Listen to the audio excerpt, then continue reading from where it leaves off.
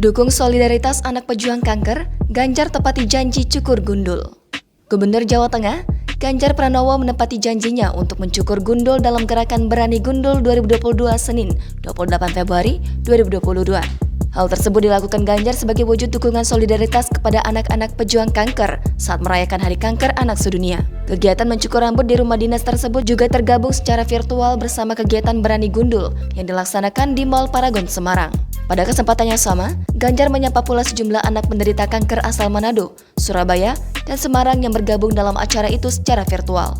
Pokoknya semangat terus, I love you, Bu. Ia menilai, membangun empati solidaritas kepada anak-anak penyintas kanker dengan cara potong rambut menjadi gundul penting untuk dilakukan.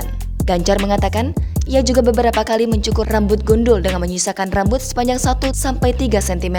Setelah gundul, ia merasa lebih ringan dan sejuk. Selain Ganjar, ada pula seorang ibu bernama Ulin yang ikut gerakan Berani Gundul 2022. Ulin menjadi salah satu dari sejumlah peserta gerakan Berani Gundul 2022 yang berlokasi di Mall Paragon Semarang.